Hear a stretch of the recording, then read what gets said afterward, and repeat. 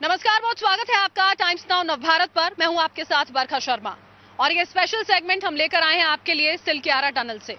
वही टनल जो कई दिनों से सुर्खियों में बनी हुई है, वही जगह जहां पर पिछले 7 दिनों से 40 जिंदगियां फंसी हुई हैं और पिछले 7 दिनों से ही लगातार कोशिशें की जा रही हैं उनको बचाने की भी।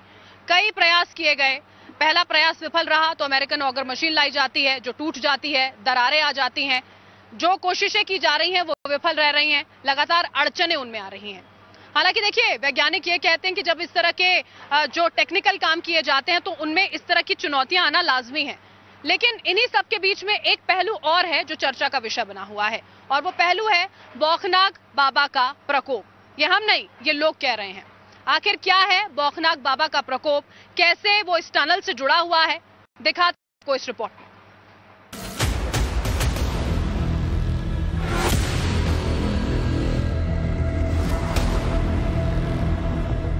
ये मशीन जो है वही है जो इंदौर से आई है, अभी यहां पहुंच चुकी है।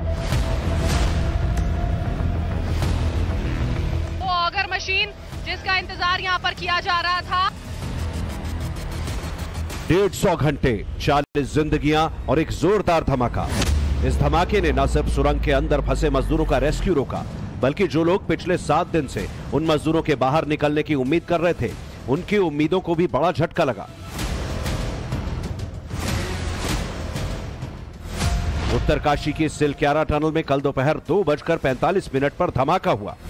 उस वक्त अमेरिकी ऑगर मशीन से रेस्क्यू ऑपरेशन किया जा रहा था, मगर जैसे ही धमाके की आवाज आई तुरंत रेस्क्यू ऑपरेशन रोका गया और सुरंग के इस तरफ जितने भी लोग थे वो डर के मारे वहां से बाहर की तरफ भाग। यानी जिस अमेरिकन ऑगर मशीन को लेकर कहा जा रहा था कि वो सुरंग में फंसे सभी लोगों को सुरक्षित बाहर निकाल लेगी, उसने भी 24 मीटर तक खुदाई करने के बाद घुटने टेक दिए। अब इंदौर से दूसरी ऑगर मशीन मंगवाई गई जो सुबह के वक्त हादसे वाली जगह पहुंची। ये मशीन जो है वही है जो इंदौर से आई है, अभी यहां पहुंच चुकी है। वो ऑगर मशीन जिसका इंतजार यहां पर किया जा रहा था, ऑगर मशीन अभी यहां पहुंची। असेंबल उसको यहां पर किया जाएगा क्योंकि जो अमेरिकन ऑगर मशीन पहले यहां पर लगाई गई थी वो काम नहीं कर पाई थी। अभी सारे इक्विपमेंट्स जो है देखिए वो पहुंचे। अब उम्मीद की जा रही है कि क्या ये मशीन काम कर पाएगी। इस ऑगर मशीन के पहुंचने के बाद एक बार फिर से उम्मीद जगी है कि शायद सुरंग के अंदर फंसे मजदूर बहुत जल्द खुली हवा में सांस ले सके। मगर 7 दिन पहले जो हादसा हुआ और कल दोपहर में सुरंग के अंदर जो धमाका हुआ, उसके पीछे इलाके के लोग बाबा बौखनाक का प्रकोप मान रहे हैं। इस रिपोर्ट में आपको टनल रेस्क्यू ऑपरेशन का हर वो पहलू दिखाएंगे जो अब तक किसी ने नहीं दिखाया। मगर सबसे पहले बाबा बौखनाक के उस मंदिर की बात जिस इलाके के लोग इस हादसे की वजह मान रहे हैं। दरअसल उत्तरकाशी जिले के वाण गांव में बाबा बौखनाक देवता का मंदिर है और पूरे इलाके में इसकी बहुत ज्यादा मान्यता है। हर साल उस मंदिर में एक बड़ा मेला लगता है जिसमें हजारों श्रद्धालु जुटते हैं। इसी तरह के एक मंदिर सिलक्यारा टनल के पास भी बना था। सुरंग के काम से जुड़े अधिकारी और मजदूर उस मंदिर में बाबा की पूजा करने के बाद ही अंदर जाते थे, मगर कुछ दिन पहले ही उस मंदिर को तोड़ दिया गया। बताया गया कि इलाके के लोगों ने उस वक्त इस बात का बहुत ज्यादा विरोध किया। लोगों का कहना था कि बाबा बौखनाक इस इलाके के रक्षक हैं, इसलिए मंदिर को तोड़ने से कोई बड़ी अनहोनी हो सकती है। मगर सुरंग के निर्माण में जुड़े लोगों ने गांव वालों की बात नहीं मानी और कुछ दिन बाद ही सुरंग के अंदर इतना बड़ा हादसा हो गया। इस हादसे को बाबा बौखनाक के प्रकोप से जोड़कर देखा जा रहा है। परम पवित्र वासुकी नाग देवता इस धरती का जो है पूजनीय है और जो क्षेत्र अधिपति देवता है ये बाबा बौखनाक देवता है। ये पैतृकता से है, कोई आज नई बात नहीं है कि यहाँ पे ये शिव की धरती है, क्योंकि इसने बाबा ने जो है अपना प्रकोप जगह जगह दे रखा है। आसपास के गांव वालों का कहना है कि मंदिर को तोड़े जाने से ही सुरंग के अंदर यह हादसा हुआ। पिछले 7 दिन से वो लोग इस बात को सुरंग के निर्माण से जुड़े लोगों को भी समझाने की कोशिश कर रहे थे, मगर किसी के कान पर जू तक नहीं रेंगी। लेकिन जब छोटी बड़ी मशीनों से लेकर अमेरिकन ऑगर तक रेस्क्यू में फेल हो गई तो लोगों को लगा कि हो सकता है गांव वालों का कहना सही हो। यहां बात सही और गलत की नहीं है, बात है आस्था की। लोग मानते हैं कि मंदिर की वजह से ही वहां के लोग खुद को सुरक्षित महसूस कर रहे थे। और उसके तोड़े जाने के बाद अनहोनी की आशंका बनी हुई थी। इसीलिए 7 दिन बाद गांव वालों की बात इस प्रोजेक्ट से जुड़े लोगों के पल्ले पड़ गई। अंजाम यह हुआ कि सुरंग के बाहर फिर से एक मंदिर स्थापित किया गया। इस मंदिर की स्थापना से पहले सुरंग के दरवाजे की पूजा भी की गई। पुजारी को बाकायदा एक हाइड्रोलिक क्रेन पर चढ़ाया गया और उन्होंने वहां विधि विधान से पूजा की। मंदिर की स्थापना के बाद लोगों में विश्वास जगा कि अब सुरंग के अंदर फंसे लोगों को जल्द बाहर निकाला जा सकता है। मगर चुनौतियां अब भी बरकरार हैं। 7 दिन बीत चुके हैं और अब भी जो 40 मजदूर हैं वो सुरंग के अंदर फंसे हुए हैं। स्थिति इतनी ज्यादा गंभीर हो चली है कि जिस पूरे के पूरे रेस्क्यू ऑपरेशन का एक एक सेकंड कीमती है वो पिछले 30 घंटों से रुका हुआ है। गंभीरता को आप इस बात से समझ सकते हैं कि पीएमओ के अधिकारी जो हैं वो मौके पर पहुंचे और यहां पर आके उन्होंने पूरे हालात का जायजा लिया और उसके बाद ये भी खंगाला गया कि रेस्क्यू ऑपरेशन के और कौन कौन से रास्ते हो सकते हैं। क्योंकि जैसे जैसे वक्त बीत रहा है मजदूरों के घर वालों का सब्र भी जवाब देने लगा है। पिछले 7 दिन से जो लोग अंदर फंसे हैं उनके घर वाले बहुत ज्यादा गुस्से में हैं। कुछ ऑपरेशन नहीं चल रहा है, सब रुक गया है, कुछ काम नहीं हो रहा है। कल 12 बजे से ही रुक गया है, कुछ काम नहीं चल रहा है अभी। कई मजदूर ऐसे हैं जो इसी टनल में काम करते हैं, मगर जिस दिन हादसा हुआ उस दिन उनकी किस्मत अच्छी थी कि वो घटना के वक्त अंदर नहीं थे। वो लोग टनल के अंदर की हकीकत से पूरी तरह वाकिफ हैं, वो जानते हैं कि अंदर के हालात कैसे हैं। इसीलिए उनका गुस्सा बहुत ज्यादा भड़का हुआ है। वो साफ कह रहे हैं कि अगर उनके साथियों को प्रशासन नहीं बचा सकता तो वो खुद ही उन्हें बचाने की कोशिश शुरू कर देंगे। जो पूरा का पूरा ये काम चला रहे हैं, आप उनके हेड से मिलना चाहते हैं क्या? हाँ। वो इस जगह क्यों नहीं है? इतनी बड़ी घटना होने के बाद वो एक्सीडेंटल जगह पर क्यों नहीं है? वो बिंदास दूसरे जगह क्यों है? अच्छा, ये पहला प्रश्न। दूसरी प्रश्न, 7 दिन 8 दिन 8वां दिन अभी होने जा रहा है। 40 आदमी है बोल के फंसा कौन सा प्रोसेस वो लगा रहे हैं? क्यों एडवांस दिमाग नहीं लगा रहे हैं? वो मशीन को क्यों नहीं कर रहे हैं? सबसे बड़ी बात यह कि हर किसी को सुरंग के इस तरफ के हालात का तो पता है, मगर धमाके के बाद दूसरी तरफ के हालात कैसे हैं ये कोई नहीं जानता। जो 40 मजदूर अंदर फंसे हैं वो किस हालत में हैं इसकी कोई जानकारी पिछले कई घंटों से सामने नहीं है। अब यहाँ पर देख पा रहे हैं आक्रोशित है तमाम लोग। पुलिस की ओर से समझाइश के प्रयास जरूर किए जा रहे हैं लेकिन वो सफल इसलिए नहीं हो रहे हैं क्योंकि कई दिनों का वक्त जो है वो बीत चुका है और ये बिल्कुल लगभग स्वाभाविक था कि इसी तरह का रिएक्शन, इसी तरह की प्रतिक्रिया जो है वो लोगों के अंदर से सामने आएगी अगर इतना लंबा इंतजार मजदूरों को बाहर निकालने में यहाँ किया जाएगा।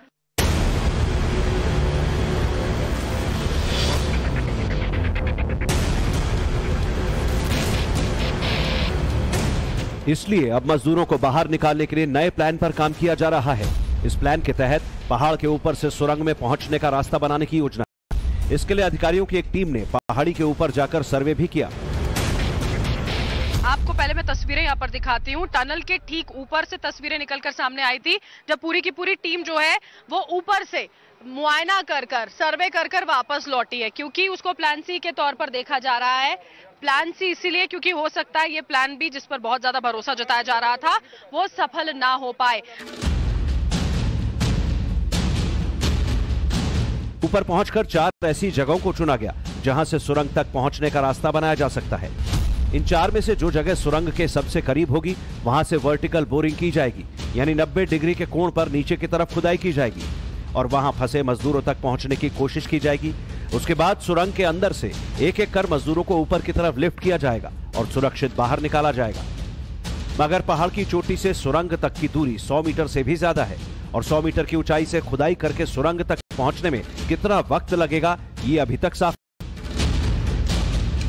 जितने रास्ते हमारे लिए सुलभ हो सकते हैं उनमें से कोई भी रास्ता हम एक्सप्लोर करने की पॉसिबिलिटी छोड़ेंगे नहीं, क्योंकि हम सबकी प्रायोरिटी है कि जल्दी से जल्दी हम उन लोगों के पास पहुंचे जो पिछले कई दिनों से वहां पर ट्रैप पड़े हैं। मजदूरों की जान बचाने का ये अभियान कितना अहम है इसका अंदाजा इस बात से लगाया जा सकता है कि खुद प्रधानमंत्री मोदी इस मिशन पर नजर बनाए हुए हैं। सुबह के वक्त ही पीएमओ की एक टीम भी घटना वाली जगह पर पहुंची, पूरे हालात का मुआयना किया और उसके बाद टीम ने वर्टिकल ड्रिलिंग का सर्वे किया। इसके लिए पीएमओ की टीम सुरंग के ऊपर वाले पहाड़ पर पहुंची, वहां उन जगहों को चिन्हित किया जहां से नीचे की ओर सुरंग तक पहुंचने के लिए खुदाई की जा सकती है। उस सुरंग के ठीक ऊपर मौजूद उस पहाड़ का वो हिस्सा है जहां पर चिन्हित किया गया है उस सर्वे टीम की ओर से जो यहां पर पहुंची थी। ये वो निशान है, देखिए एक ये आप यहां पर ये निशान देख पा रहे हैं, ये वो निशान है जो सर्वे की ओर से लगाया गया है, ये सुनिश्चित करते हुए कि यही वो जगह रहेगी जहां से ऊपरी भाग से ड्रिलिंग शुरू की जाएगी। जैसे जैसे वक्त बीतता जा रहा है, रेस्क्यू ऑपरेशन में जुटे लोगों की चुनौतियां भी बढ़ती जा रही हैं। पिछले 7 दिन से सुरंग के अंदर फंसे लोगों को एक पाइप के जरिए खाना पहुंचाया जा रहा था। खबर है कल हुए धमाके में उस पाइप को भी खासा नुकसान पहुंचा। फिर युद्ध स्तर पर उस पाइप को दुरुस्त करने का काम किया गया और करीब 15 घंटे की मशक्कत के बाद खाने वाले पाइप की मरम्मत की गई और मजदूरों तक खाने का सामान पहुंचाया गया। अब आपके मन में एक सवाल उठ रहा होगा, जिस टनल में पिछले 7 दिन से 40 से ज्यादा मजदूर फंसे हैं, वो आखिर उत्तरकाशी के किस इलाके में है और कितनी अहम है? वो आपको बता दें, सिलक्यारा टनल 4 धाम रोड प्रोजेक्ट का हिस्सा है। ये उत्तराखंड के उत्तरकाशी जिले में ब्रह्मखाल यमुनोत्री हाईवे पर सिलक्यारा और डंडल गांव के बीच बनाई जा रही है। दरअसल बर्फबारी के दौरान उत्तरकाशी और यमुनोत्री के बीच राड़ी टॉप का इलाका बंद हो जाता है और बड़कोट पुरोला समेत कई इलाकों का मुख्यालय से संपर्क कट जाता है। ये टनल बनने से पूरे साल यमुनोत्री तक कनेक्टिविटी बनी रहने वाली है। करीब 4 किलोमीटर लंबी ये सुरंग काफी हद तक बनकर तैयार हो चुकी थी और 2018 में शुरू हुए इस प्रोजेक्ट की डेडलाइन अगले साल यानी 2024 में है। मगर एक हादसे ने सब कुछ रोक कर रख दिया। टनल का काम कब शुरू होगा ये कहा नहीं जा सकता, क्योंकि इस वक्त हर किसी का ध्यान उस सुरंग के अंदर फंसे मजदूरों को बाहर निकालने में लगा है। कई एजेंसियां बचाव के काम में लगी हैं। साथ ही इस तरह के रेस्क्यू ऑपरेशन में जिन विदेशी लोगों को महारत हासिल है, वो भी इस अभियान का हिस्सा बन रहे हैं। The operation has come to a halt from the last 17 hours, which is a big time. Yeah, I've got no comment. I only came last night, so I think you better talk to Arvin Elva or the people handling the operation. Are you really sure that this thing will be done I think so. anytime soon? Yeah, I think you better. It's been a long time. This is the 7th day since the rescue operation started. I've just arrived, so I think you better talk. मगर लोग ये समझा रहे हैं कि मजदूरों को निकालने के इस अभियान को इतने हल्के में क्यों लिया गया। इस ऑपरेशन को लेकर जो बड़े सवाल खड़े हो रहे हैं वो ये कि क्या पहले दिन इस हादसे की गंभीरता प्रशासन को समझ नहीं आई? पहले दिन से ही युद्ध स्तर पर रेस्क्यू ऑपरेशन क्यों नहीं चलाया गया? आधुनिक मशीनों से सुरंग की खुदाई करके मजदूरों को अब तक क्यों नहीं बचाया गया? फिलहाल इन सवालों का सही जवाब इस प्रोजेक्ट से जुड़े लोग नहीं दे पा रहे। हालांकि टनल के प्रोजेक्ट डायरेक्टर ने मीडिया के सामने आकर सफाई देने की कोशिश की, मगर वो भी ऐसा लगा जैसे वो अपनी नाकामियों से पल्ला झाड़ रहे हों। तो कहा कि पहली मशीन ने पहले काम किया, उसके बाद दूसरी मशीन लाई गई, अब ये तीसरी मशीन जो इंदौर से आ रही है, यानी कि कुछ ना कुछ तो गड़बड़ हो रही है। ऐसा कुछ माने क्या हम लोग? नहीं, ऐसी स्थिति है क्या? नहीं, मैंने अगेन बार आपको समझा रहा हूँ कि हम रिडंडेंसी क्रिएट करते हैं, हम बैकअप क्रिएट करते हैं ताकि काम निरंतर चला जाए। सर, ये आप बैकअप पहले से क्यों नहीं तैयार करते? आप पहले से करके चलना चाहिए था। पहले एक मंगाई थी, 2 मंगा लेते आप। क्या हो गया आप दूसरी की? आपको जहाँ तक समझ में आ रहा है, ये जितनी भी मशीनें हैं, आपको लगता हो कि उत्तराखंड में पड़ी है, देहरादून में नहीं। ये देश के हर भाग से मंगानी पड़ती है, सारी चीजें मोबिलाइज करना पड़ता है। सवाल और भी कई हैं, मगर हर किसी को फिलहाल इस जवाब का इंतजार है कि 7 दिन से सुरंग के अंदर जिंदगी और मौत की जंग लड़ रहे मजदूर खुली हवा में सांस कब लेंगे।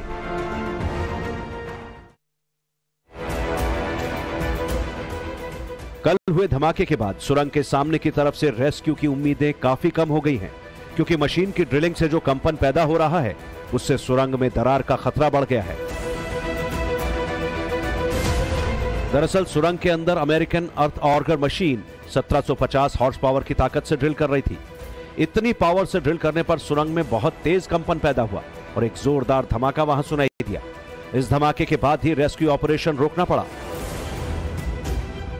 रेस्क्यू में जुड़े लोगों का कहना है कि अमेरिकन अर्थ ऑगर के जरिए एक एक कर मोटे पाइप मलबे को हटाते हुए आगे बढ़ रहे थे, मगर तकनीकी खराबी की वजह से ड्रिल को रोकना पड़ा। अब सुरंग के अंदर से मजदूरों को निकालने के लिए अलग अलग प्लान पर काम चल रहा है। हालांकि इस अभियान के शुरुआती दौर में उन देशों की मदद भी ली गई थी जिन्होंने इस तरह के बड़े रेस्क्यू मिशन को अंजाम दिया है। इनमें थाईलैंड की वो टीम भी शामिल है जिसने वहां एक गुफा में फंसे बच्चों का सफल रेस्क्यू किया था और उस अभियान के बाद पूरी दुनिया में उस टीम की वाहवाही हुई थी। इसके अलावा नॉर्वे की एक एजेंसी से भी मदद ली जा रही है। थाईलैंड की टीम बराबर संपर्क में है। इंडियन आर्मी और एयरफोर्स तो इस मिशन में जुड़े ही हुए हैं, साथ ही इंडियन रेलवे और एयरकॉन के विशेषज्ञ भी अपनी पूरी मदद दे रहे हैं। और इस अभियान से जुड़े सभी लोग इस कोशिश में हैं कि किसी भी तरह सुरंग के अंदर फंसे मजदूरों को सुरक्षित निकाला जा सके। एक तरफ आधुनिक मशीनों को काम पर लगाया गया तो दूसरी ओर दुआओं का दौर भी चल रहा है। इलाके के लोग और रेस्क्यू मिशन से जुड़े लोग बाबा बौखनाग देवता से भी प्रार्थना कर रहे हैं कि अंदर फंसे सभी लोग किसी तरह सुरक्षित बाहर आ जाएं। बाबा बौखनाग का जो मंदिर तोड़ा गया था उसकी जगह एक छोटा मंदिर स्थापित कर दिया गया है। कुल मिलाकर सिलक्यारा टनल से मजदूरों को निकालने के लिए जब बड़ी टीम विज्ञान का सहारा ले रही है तो वहीं कई लोग बाबा बौखनाग में आस्था लगाए बैठे हैं कि वही उन लोगों को बाहर निकालेंगे। फिलहाल जितने लोग हादसे वाली जगह पर मौजूद हैं, पिछले 7 दिन से उन सभी की निगाहें सुरंग के दरवाजे पर टिकी हैं और जो लोग सुरंग के अंदर फंसे हैं शायद वो भी इसी उम्मीद में बाहर की तरफ देख रहे होंगे कि कब मलबे को चीरते हुए कोई उम्मीद की किरण उन तक पहुंचे। अभिषेक सिन्हा और बरखा शर्मा के साथ bureau report, times now Navbharat.